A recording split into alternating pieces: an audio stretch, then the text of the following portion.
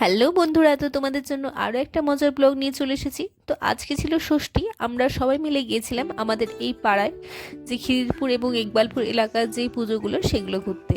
আমি, জিশান, আহিল, আন্টি, রিম্পি সবাই মিলে আজকে আমরা বেরিয়েছিলাম। কিন্তু এবারের পুজোয় এত বেশি ঘন ঘন বৃষ্টি হচ্ছিল যে আমরা কিন্তু খুব একটা ঘুরতে যেতে পারিনি। তো যাই হোক, তার মধ্যে যতটা পসিবল বৃষ্টি মাথায় করেই আমরা কিন্তু বেরিয়েছিলাম। আমরা যে কদিন বেরিয়েছি প্রায় বৃষ্টি হয়েছে বেরোনের মাঝখানেই। এই দেখো, এই বডিগার্ডের এই পুজোটা খুবই সুন্দর, বেশ একটা মেলা মেলা ব্যাপার রয়েছে। বাইরেটাই তোমরা দেখতেই পাচ্ছ, এবং এখানে কিন্তু পুরীর মন্দিরের পুরো আদলে পুরো জিনিসটা থিমটা করেছে, খুবই সুন্দর লাগছিল দেখতে। আহিল তো খুবই মজা করছে, খুবই আনন্দ করছে, দেখো ওর খুশির শেষ নেই। আর এখানে কিন্তু একটা ড্রয়িং কম্পিটিশনও হচ্ছিল।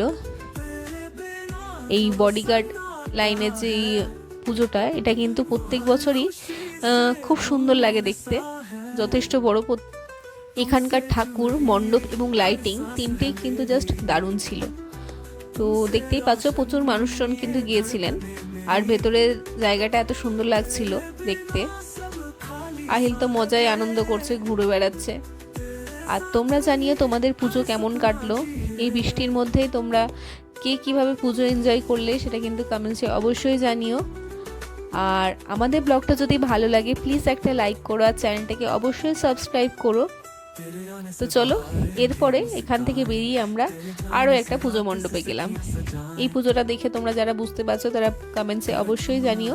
যারা বুঝতে পারছো না তাদের জন্য বলি, এই পুজোটা কিন্তু স্মার্ট বাজারের জাস্ট পেছনেই যে পুজোটা রয়েছে। এখানেও খুব সুন্দর করে মণ্ডপ সাজিয়েছিল এবং ঠাকুরটিও দেখতে কিন্তু দারুণ লাগছিল। তো এখান থেকে বেরোতে বেরোতেই আমাদের কিন্তু মেঘ গড়গড় শুরু হয়ে গিয়েছিল।